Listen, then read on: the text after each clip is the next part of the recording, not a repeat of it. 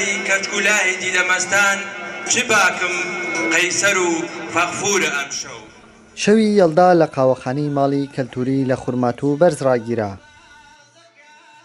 بۆ ماوەی 3 ساڵ ئێمە لە خورماتوو شەوی یەڵدا دەکەینە شەیەک کە بەڕاستی لە خورماتوو شەیەکی جیاواز بێ و هەموو خەڵکی خورماتوو لەو شەوە دڵخۆش بن بەڕاستی و لە شەوە دیارە ئێمە کۆمەڵی یاری فولکلۆری کوردی هەیە کڵاوێنە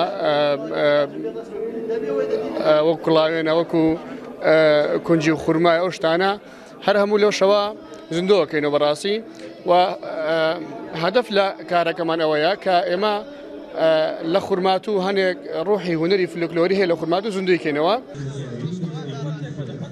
جگە لە چەند نەریتێک و یاریە فولکلۆرەکانی ناوچەکە کەشی شەوی یەڵدا بە وتنەوەی مەقامات و گۆرانی ڕەسەنایەتی ناوچەکە ڕازایەوە.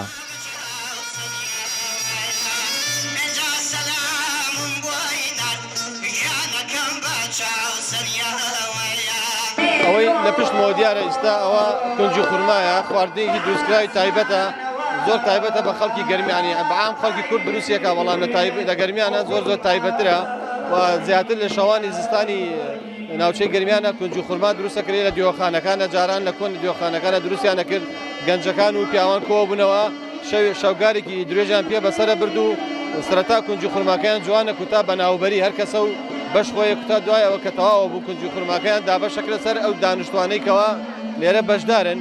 ئەم یاریەکی خویەکی کوردەواریە یاریەکی کوردەواریە هین باو باپیرمانە هەموو شەوێ خەڵک یاریەکە لە خورماتوو تر یاریەکە خۆی یاسای هەیە یاساکانی ئەبێ 100 خاڵ هەتا 100 خاڵە 3 یاریە ئەم 3 یاریەکە 2 یاریت بردەوە ئەوە براوەی دووس خورماتوش یاریزانی محتەرەفی زۆرتیایە لە کڵاوێنچی تر.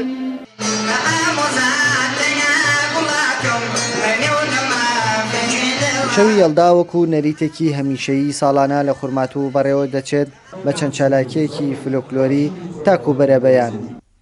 کاروان حەبیب، کورد سات نیوز، خورماتوو.